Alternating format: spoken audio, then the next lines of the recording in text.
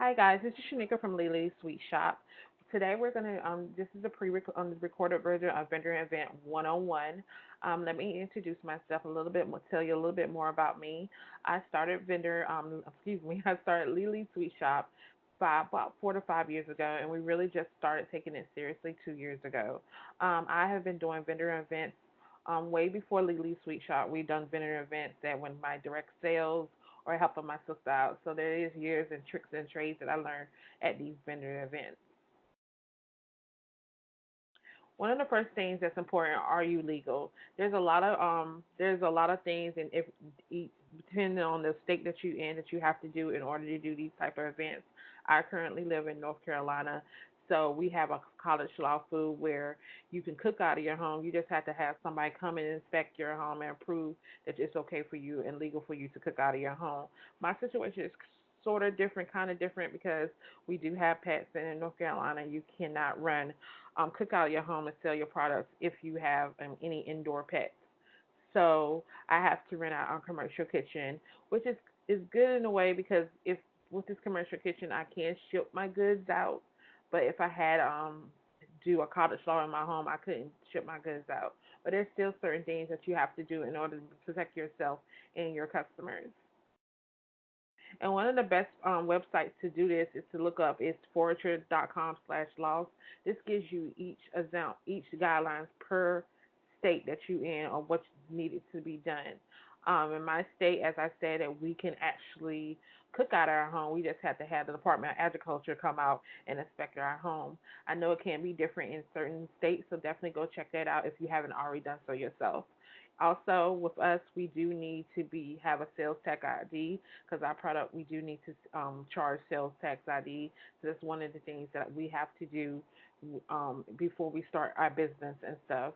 And there's ways to get a tax ID. That's the EIN number. It's free if you need it. But I would just say, before you start this journey, make sure you go to your state and make sure you check all the things that's needed, like register your business. For us, registering our business, or just going down there and registering our business and seeing if anyone has our name. I know some people have to get resellers license and do other steps and stuff, so you want to definitely make sure that that's one of the things you do. Also, when you're doing a vendor events, and some festival and farmer markets require you to have insurance, like the one that we're doing next week requires us to have them under our insurance, just in case something happens with the customer and they say they ate our food and they got sick. It protects us, it protects the venue, and it also protects the customer. So definitely, if you don't have any like insurance for your business, this is something that you definitely need to do. You never know what the situation is. Just like, let's say you had a sign up saying you have peanuts in your product, and somebody ate your food with peanut allergy. Now they want to sue you. This is going to protect you and your business in the long run. So definitely make sure that that's there as well. And don't worry, a lot of the stuff, like the insurance companies, I will be giving y'all a list of these stuff in an email when I send out the recording. So don't worry if you don't have that information right now. Also, the next thing is, are you actually ready to have a vendor to attend a vendor event? And people may say, yes, I'm ready. I've been thinking about this. I'm ready to do it. But do you have the things in place in order for you to attend a vendor event, or do a farmers market and do a festival and such, like marketing materials? This is the day you're out there.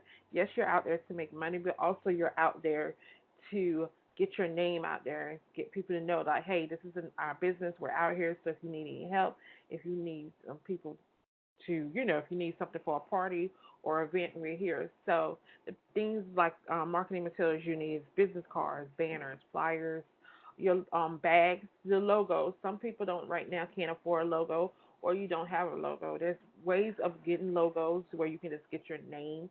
My logo consists of just my name and not an image or anything. And I got that pre-made from Etsy.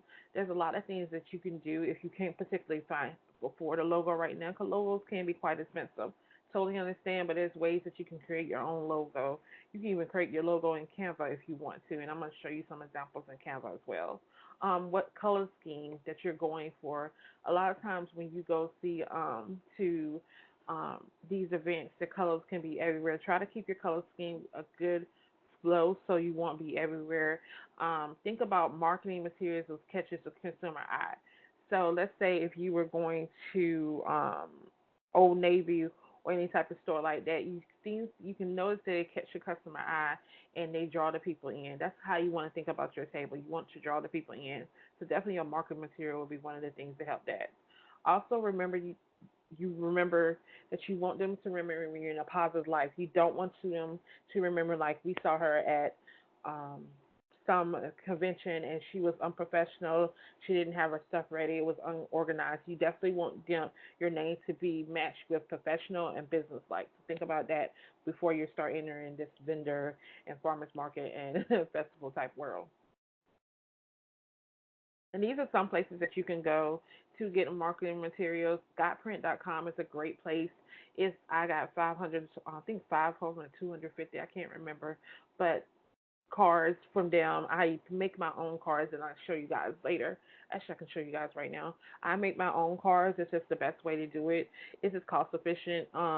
Moo.com, Zaggle, of course, Vistaprint, Etsy. A lot of people don't have a template where they don't are not able to for some reason to make their cards. A lot of people on Etsy will make you a logo and make you a example of making your cards if that's something that you can't do. Obviously, I have set up here. It's for Sweet Fest if you want logo or anything like that. And Canva, and I use Canva for creating my business and business cards and flyers. So I'm going to take you to Canva and show you some of the examples. So usually this is one of my flyers that I have. Let me let it wait to load up. This is one of my flyers that I have created.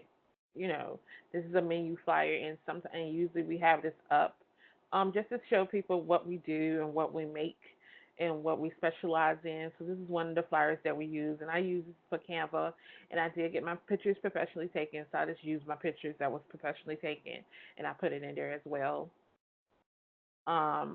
We'll be discussing this later, but this is one of the signs that I created when we have a giveaway. When we want to give away, this is like I went created a sign and printed it off at Walgreens. This is one of the signs that we use as well. Also, my card. This is one of my business cards I use. It's just something very sweet, very simple. It's easy. I don't print anything in the back of it. It's just because most people sometimes lose business cards. So I didn't want to put so much effort in my business card, knowing that sometimes people do lose business cards. So this is very sweet, and then it goes to the website as well.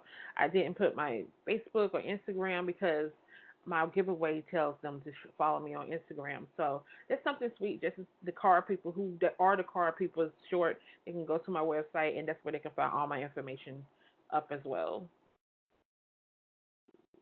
And where's the other one? This is I actually made this one as a vertical sign instead of a banner. This is our vertical sign. It's really I think it's very cute.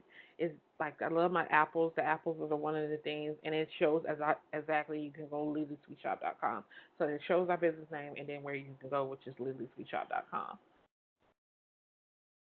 Also, I'm going to take a look at marketing material. This is the time where you want to, if you do have a website, you want to make sure your website is up to date or it shows you your information.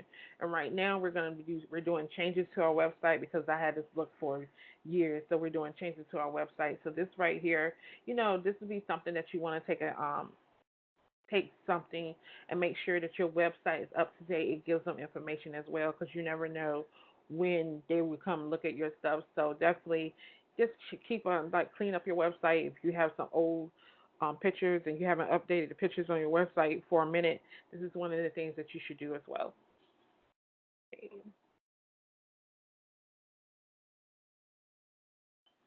One of my pet peeves is packaging. I love packaging, but I realize people sometimes don't think extra when it comes to packaging, but packaging does make a difference. It doesn't have to be expensive. Dollar store bags, good label, and ribbon goes a long way. It should have your name on it. You never know where they're walking away. So if you think about it, or if you have a bag, packaging with the bag as well, you think about it. If you're definitely selling cupcakes, you should have a bag. Excuse me. You should have a bag just so they can see it. So labeling and branding yourself is really big in any type of thing that you do in your business. But definitely when you're out there selling your products, You want them to remember you, and you want them to remember your brand. So definitely, these are things that you should do. Also, think about your audience. Just like I was saying, the festival that we're doing is very high paced. So sometimes I won't put my labels on it there on my cake pops because it's a festival. They're gonna throw it away before they get home. So I really don't want to spend that time wasting excuse me, wasting the labels on my cake pops. So what I will put my labels on is my popcorn because more than likely they're not gonna use the popcorn or eat all of the popcorn before they get home.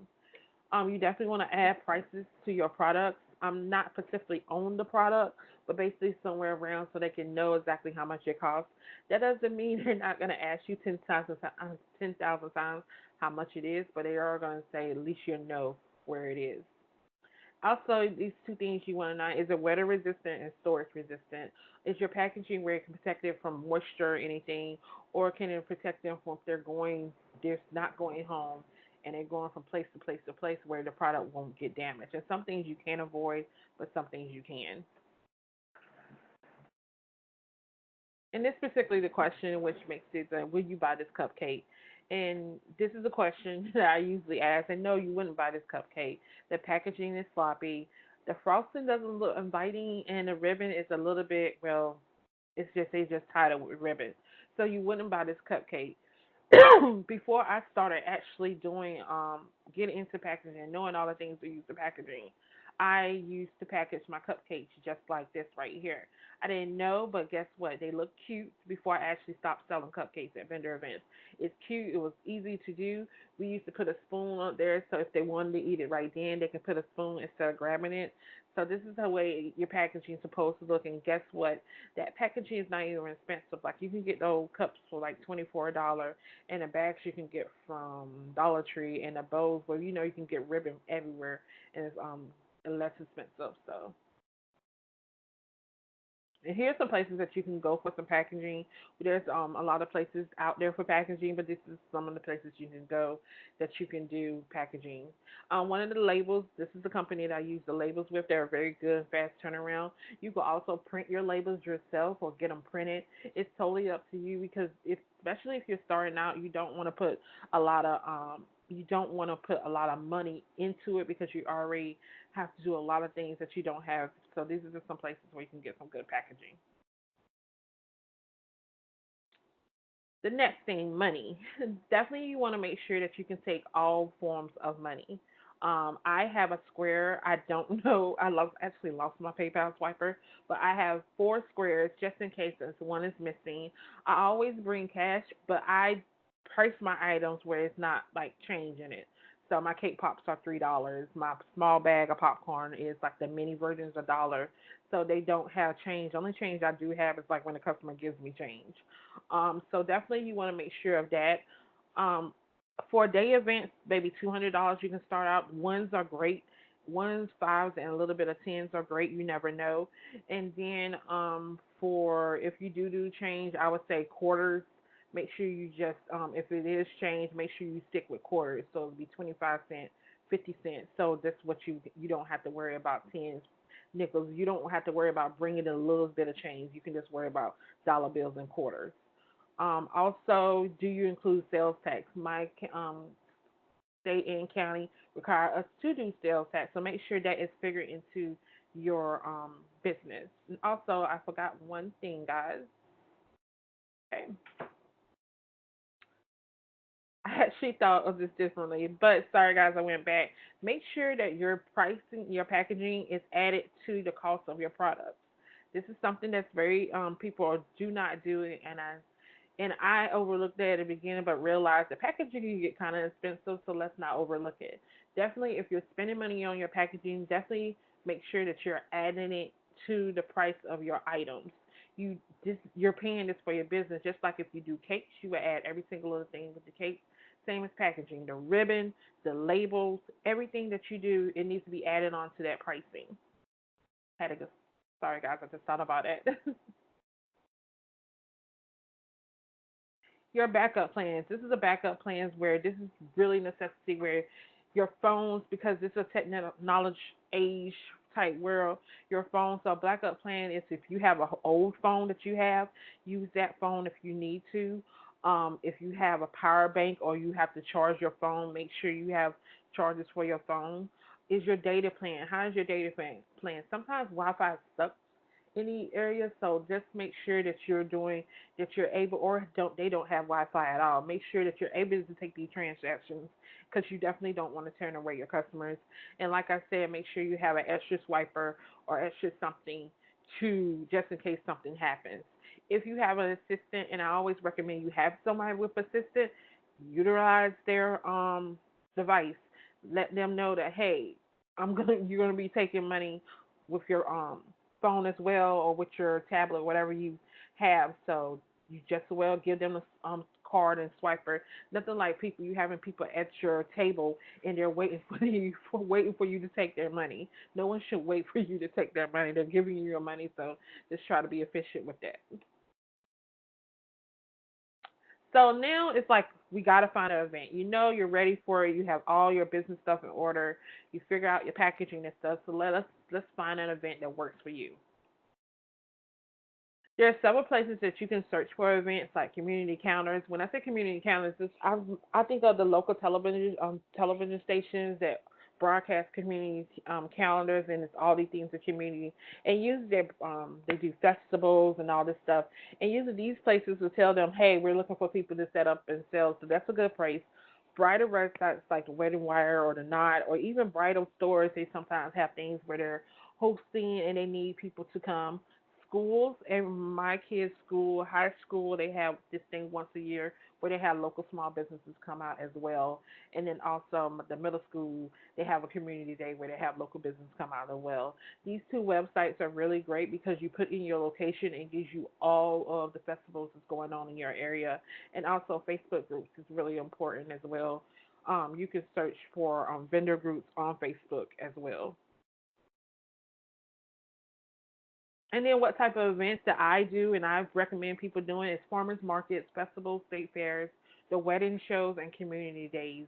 I kind of stay away from direct sales type events because it's really hard to sell there because most of the time they have food and there's it's not built for a small business like us that we sell products. I don't think it's built for. I never found one that actually was built for. I see a lot of people do them, even the ones I go to, and they're really giving their food away. So I think it's better if somebody does contact you and say, "Hey, do you want to be a vendor for this?"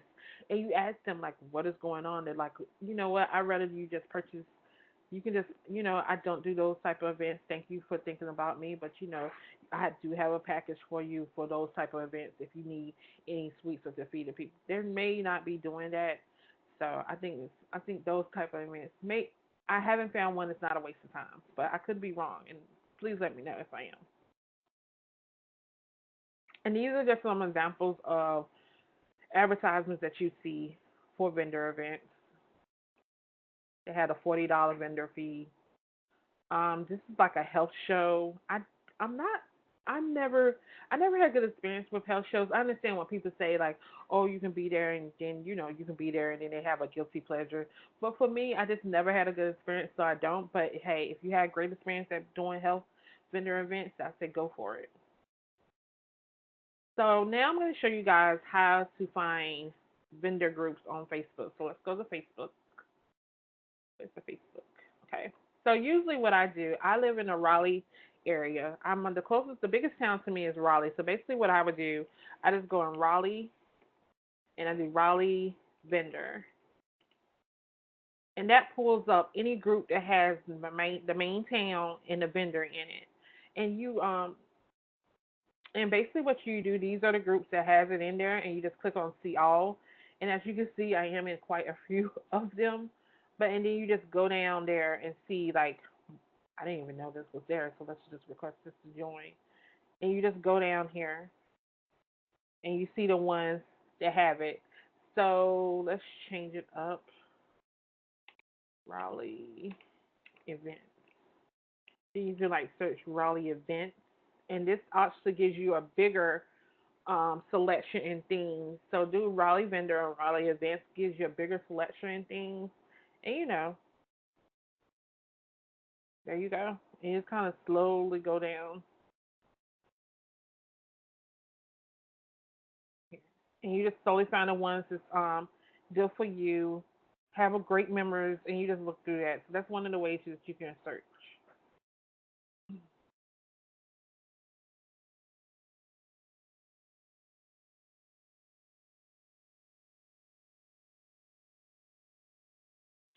And when you're starting to look for events, the best tool you have is research, research, research. Because even though you have your best, you know that you want a great event. It's very hard sometimes to find an event that works good for your business. So you can do as much research as possible. Sometimes it still is not the best event for you, but you know what? Before you should still research. So questions that you can ask yourself when you are looking for these type of events or festivals? Have they had a show before? If so, you can try to find pictures from the previous show. It can allow you to see exactly the type of people and how the vendors are set up. Actually, you can even ask them to give you a list of people that was there before or how they market. So this is one of the great ways as well. You can get a list if they won't give you the list of people. Then you can go to the website and you can contact people and you're like, hey, I see that I'm thinking about doing this such and such show. I see what you were a vendor last year. Do you have any pros and cons about the show or what can be done? And this will give you a better insight of how they handle their business. Like, were they there on time? Did they have the products they needed? Did they have you at a place that they told you to? If you discussed that you were going to be the only person there or how many people are going to be there, this is a great time to have that conversation with the vendor as well.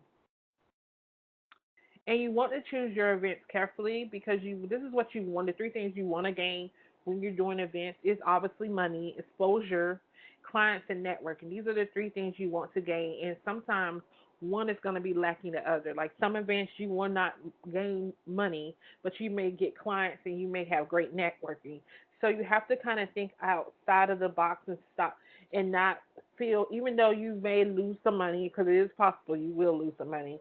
Um, you have to think, you have to work this event where you can get some clients and network. And that's when your clients and your exposure and networking skills come to play. Depending on your answer, an event might not be the right fit for you, even though depending on what they said that they would do, that vendor event might not be great for your business because you know what's good for your business and what type of business that you need in order for your business to function. So that event might not be a good fit. And then also, it's great with farmers markets in situations like that. You can go as a customer while you're researching. So if that's necessary. You just won't go pop up there. Some things you can't, but you can go as a customer and you can see things and see how it's working. So let's say one of your goals is you want to do wedding shows more. So maybe you should, and they have a wedding show this year. So maybe you don't go to the wedding show this year, but go to the don't go to the wedding show this year as a vendor, but go as a customer or as a prospect and see exactly how they work their shows and exactly what things that they do. So you know if you're gonna invest, because wedding shows are an investment, your time and money in that type of thing.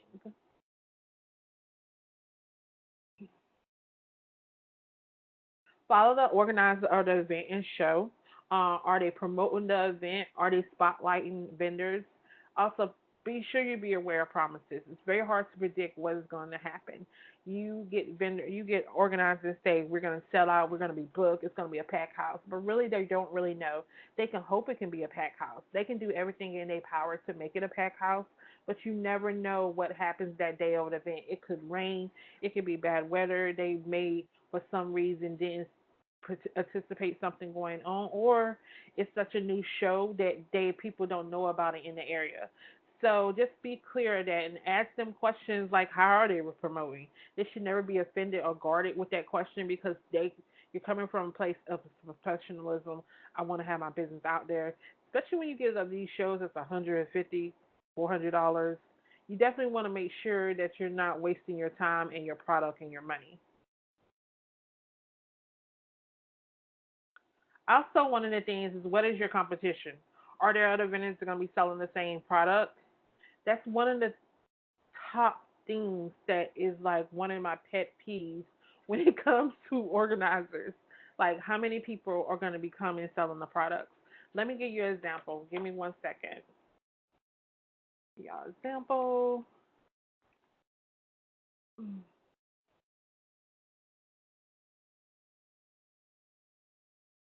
Okay, I'm going to do a farmers market this Saturday. Let me 1 second. The market. There you go. I'm going to do a farmers market this Saturday. So what's going to happen is, so this is the farmers market I'm going to do. When I first got there, we had a meeting 2 weeks ago, and there was two other people with me. There was a cake lady and there was a pound cake lady. Right now, there is four other people with me. There's a cake lady. There's a pound cake lady. There's Lily's Sweet Shop. There's Everything's Chocolate. And I actually know this lady. There's Fancy Berries. So I was going to actually do the theme for the market is berries. So it's going to be berries that day. I was actually going to do strawberries, but I do know Fancy Berries, the lady, the owner of Fancy Berries. She does stuff strawberries. That's her only thing that she promotes. It's Fancy Berries. So I know I can't do strawberries right now. Doing my research, I know this lady right here. They do chocolate pretzels, chocolate apples. Let's just go to them. Let's just go to them. Okay, they're not going to it. It's not. I hate when that happens. Okay. Doing my research with people, I know specifically these ladies, they and I just assume it's ladies. It could be a gentleman, but I do know what they do. They do chocolate, they do chocolate candies, they do chocolate pretzels, and anything like chocolate based. This lady right here, pound cake lady. And me and this lady is kind of similar. She does cake pops and stuff. So from that information right there, I already knew that what I'm gonna stick to. And my thing is gonna stick to ice cream cones, cake pops, and popcorn. So even though two more people were added on after me, I'm still trying to be a little bit different, and you have to research your competition. So that's when I say research your competition. If sometimes you cannot avoid having people there, you can't avoid having people there. I'm not too disturbed with those people in there because actually it's a free. It's not costing me anything to be there, so I'm not too disturbed. But situations like when we're doing the live class, it was said at the last minute someone was added on. Those like the conversations that you would need to have, where it's like, okay, how many people are you willing to have selling desserts? And that's maybe the conversation. If one more person dessert come on, I'm gonna just email them. Like this is a great experience exposure, but I see that you're having, quite a few dessert people, and that won't be beneficial to my business. So those things that you have to be. But if you can't avoid it, even if it's the last minute, try to be different, try to have different flavors, try to have something that's not one of your products that you see a lot. Is maybe one of the products that you don't have a lot. I'm thinking about macaroons or macarons. Guys, I can't pronounce words. I'm thinking about having that there just to be a little bit different with them. So think about that. Also, network with the vendors that's out there. Everybody's not receptive to networking. Everybody just kind of, you sometimes people are like, oh, I'm gonna fight through. I personally think that networking and talking to people, you learn things. So I always say, if you were beside me, I'm gonna talk to you, and you just either have to deal with me. So I always try to network, and with networking, you can find great information. You can find events that they go to, events that work for them, events that don't work for them. Because a lot of people are doing the same thing that you're doing, is just trying to get their business out there and going everywhere. It's a lot of things that you can find out about that. Don't forget to be professional. You always want to be professional no matter what. You definitely don't want to see anyone see in a negative light. Just kill them with kindness is what I say. And make sure you read your contract. And the things that you look for, read your contract, is basically your setup time, your set down time, what things are they going to provide for you, what the rules are, what not to, what to do. So let's say if you have two businesses, you can't just, most majority of them say you just can't, have both your businesses at the table. It has to be one business. So read your contract and make sure. For example, if your contract says you can't break down until 9 p.m., then you can't break down to 9 p.m. Even though most people do, and I see people that do it, they break down before, but think about it, and you just signed a contract that says you can't do it, and you never know who's going to come up. So there could be people who come up like at 8:55 and five people, and you're the only person sitting out there, and they're gonna come to you and see what you're doing. So just make sure that you're following the rules of that contract, because definitely with the customers, you want them to follow your rules. So you definitely need to make sure you're following your rules. Let's talk about presentation of the vendor event tables. Presentation is very good. That's their first experience. That's their first look at your business. It's very easy not to. It's very easy to go overboard. Very easy to go overboard with presentation, but you do want to keep it cost efficient and simple as possible. But still, it shows you in your business. If anyone seen my logo is pink and black and in girly lighting. So you definitely want to show, your business in great light, and presentation is the key. I always say, please invest in some good linens. That's the thing you should be having anyway, especially if you do dessert tables. There's ways it's good. I always think height is great. Sometimes people do better with height, so you should definitely try to do height. That means have things on tiers, and there's things that you can actually get. I am a vintage crazed person. I go to a lot of thrift stores and find great items that I can use to display myself when I'm doing vendor events, and you can always repurpose it, color it, spray paint it into the color that you want. So just think about this. And these are the examples that I found on Pinterest that I thought were really cute. The tier stand right here, that was cute as well. Also, signage is important.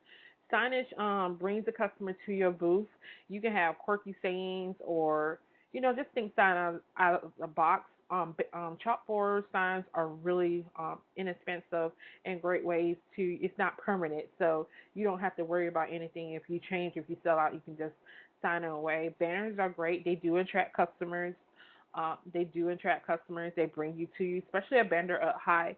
I always say, if possible, if you can have your banner up high, especially when you're in festivals, because people would see your banner up high from a further.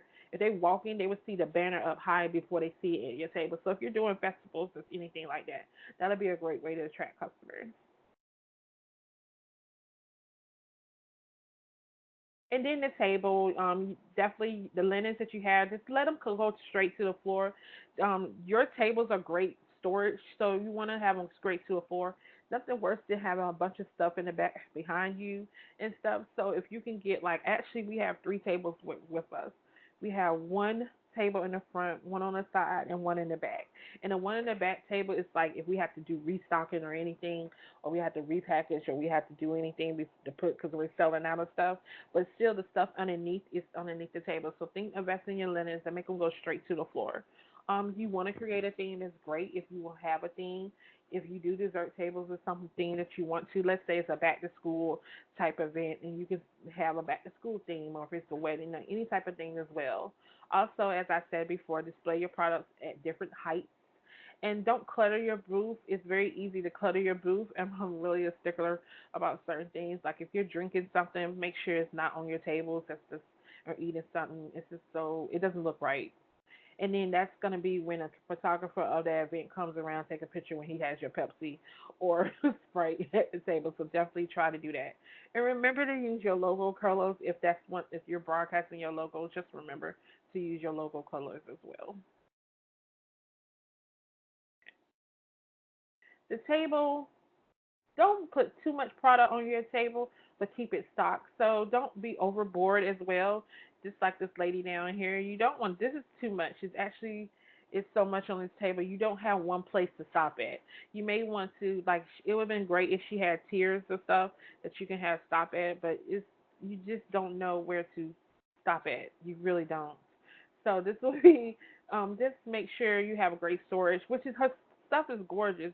It's just it's so much you have no clue where to stop at. Rearrange your stuff to keep it looking good and fresh. Let's say you're there the first hour and you see something selling more than the other. Rearrange it, go back, rearrange it so product can focus on that product. Also, get from behind your table. Once your table is set up, go in front of it and look at it and think and look at it and see what is missing and kind of rearrange it. They get annoyed with me when I do this, but trust me, it works. And also place your business card in holders. You can get a holder for $1 or I think it's $1 or $2 at Staples. Place your business cards or rack cards in holders. It just gives it a different look. And have it at one destination place because if just have it at one destination place, it's all nice when you span the cards out, but just keep them in holders. It's easier. Keep the stuff in holders.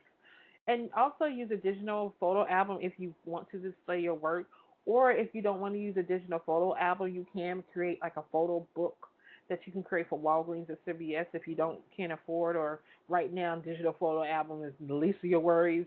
This is a display your work, so even though you're there to sell products, they can say, okay, this is your work. You're just not, a vendor. You actually do work, and you can show your work. Just make sure you have great pictures and also have a setup if possible to display your work. Sometimes we may, depending on the time, we might have a little things. You can make mop cake balls with stuff. We have little things to display our work as well, so that's something that you can do. Samples. So samples is one of the things that I kind of dread. And this picture was from a lady from my Southern Women show, and that was just basically some crumb cake and a little bit of frosting.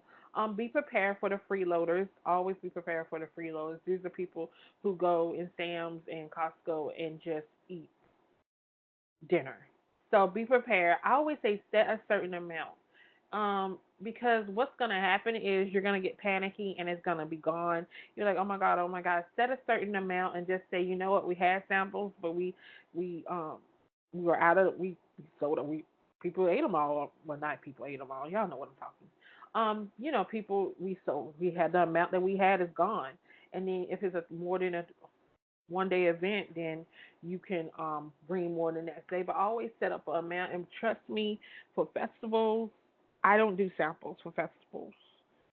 I don't do for big festivals. I don't do samples for bridal shows and bridal fairs are great because some most bridal fairs that I know of don't allow you to sell product. If they do, I haven't found one yet in my area. So this will be great. This is where I will bring more samples. I bring more samples because that's the only thing that I have besides my setup of that. And then ask them have they tried this flavor. Always don't use the same flavor that you have that you're selling. So if you're selling vanilla cupcakes, just try to use red velvet cupcakes. So don't use the same flavor as that as well. Are you getting the information? This is one of the things that you should be definitely thinking about before you do and make sure that you have that on your checklist. Are you getting their information? So there's several ways to collect the information. We do the giveaway event, the sign that we do a giveaway, and we ask them follow us on Instagram, and you'll be entering our dessert sample giveaway. That's one way to get the information.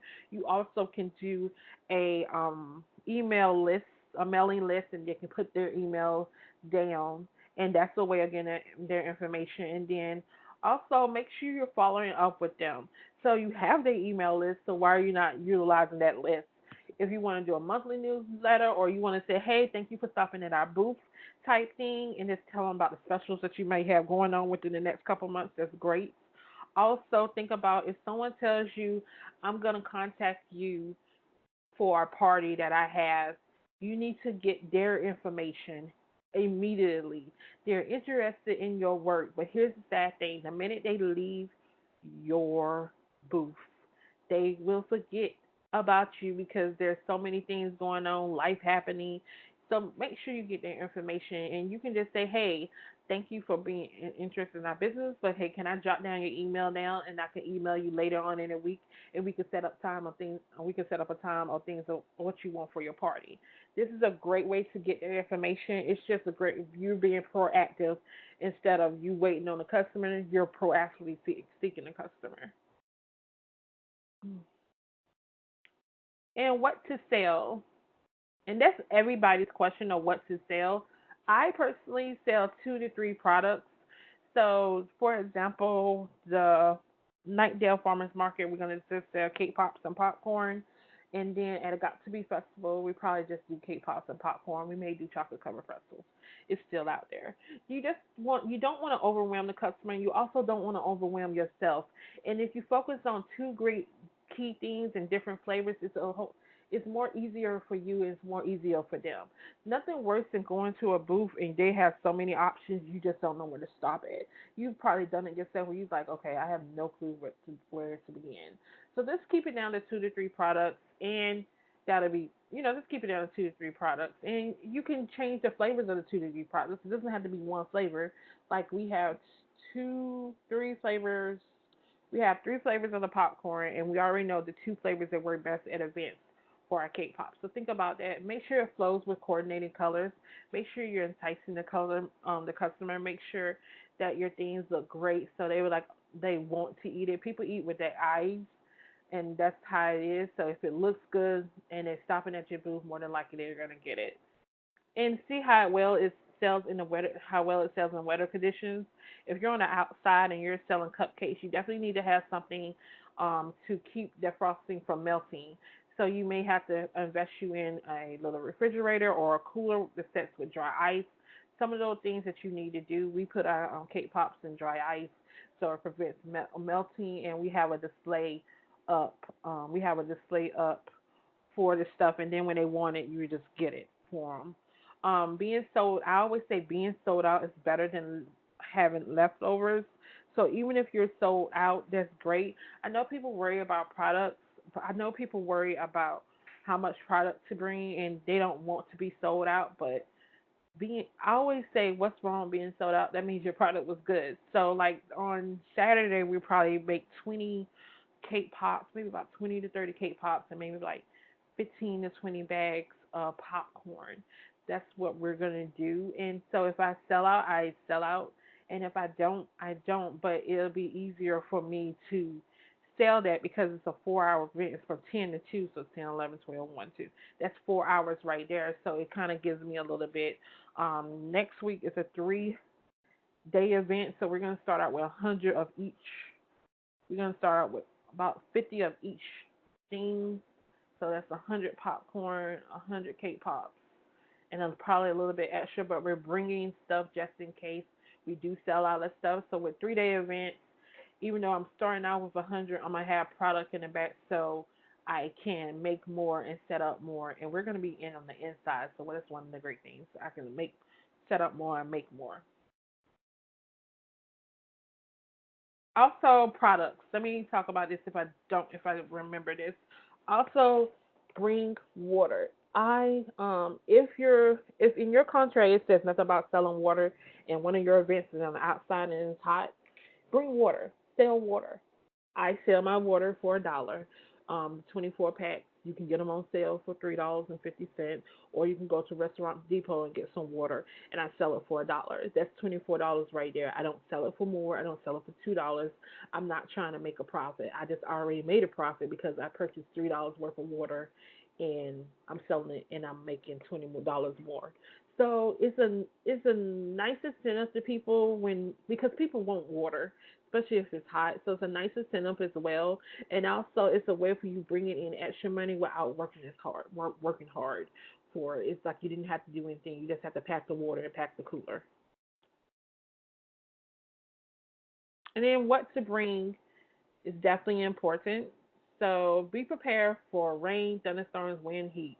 Bring an electric fan if possible if you're on the outdoors. If you're definitely on the outdoors, bring a weatherproof tent.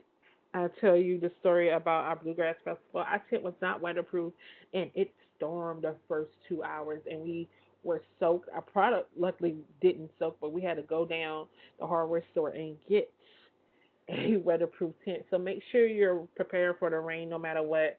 A hand cart or push cart for carrying items to and from the loading area. That's gonna just work easier and better for you. Your people, the assistant, everybody's gonna appreciate that you brought a hand cart because it's very hard.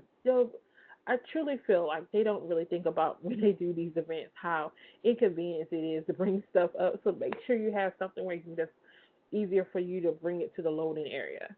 Always bring an extra power cord or battery packs. You never know.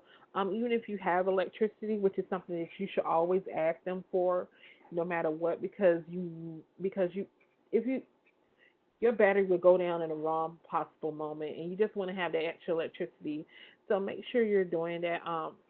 Bringing an extra power cord. So if you need extra slots for it, battery packs for cell phone for the cell phones, they're really inexpensive and it's great. You can just plug it to the cell phone just to give you extra charge. For some reason, battery cell phones go dead during these things. Bottled water and snacks, you definitely gonna need it, especially if you're busy, and if maybe it's just if you don't have someone helping you that day or they're coming a little bit later, you may not have a chance to go away and get something to eat. So definitely bring some bottled water or soda or snacks, whatever you need to kind of keep you energized and stuff. Um, scissors, for some reason, I always need scissors and tape. I don't know why. I don't know why. I always need it, but always remember that you always need to cut something and you need to pin up something because something's not going to go right. So definitely bring scissors and tape and pen and paper because something may happen where you need that extra pen and paper and need to write down something. So that's good. I bring kind of a notebook actually with it, so it'll be easier to bring a notebook if like for our notebook for our money wise for our cash.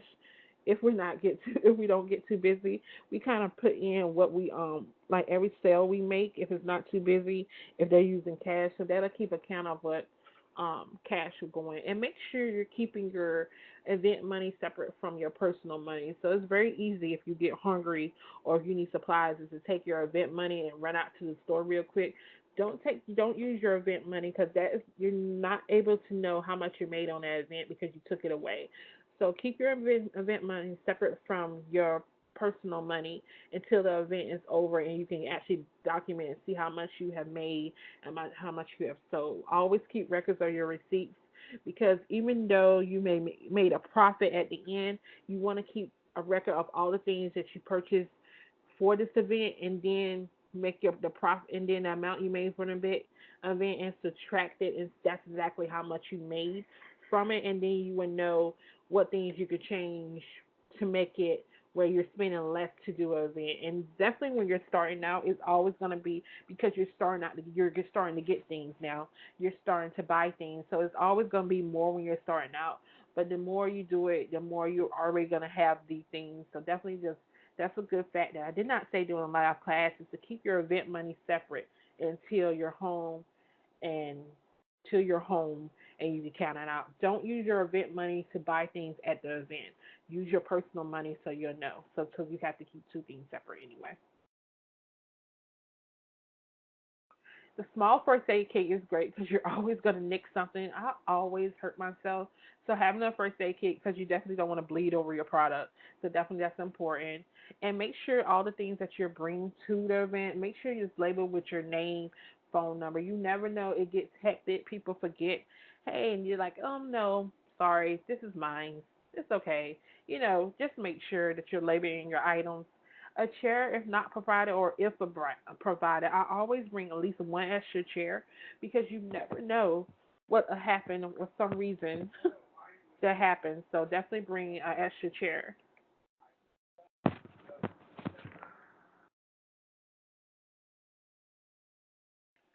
Okay, guys, this is the end of the Vendor Event 101 recorded session. Thank you so much for taking an interest in our Vendor Event 101. If you do have any questions, please feel free to contact me at info@lilysweetshop.com. And just like I said during the live class, this is not a time frame where you can contact me. You can rewatch this. I'm not going to take this recording from you. It's just just make sure if you do have any questions or having a situation where you're not sure about, just don't hesitate to contact me. I'm more than happy to help you with. And y'all have a great day. Bye.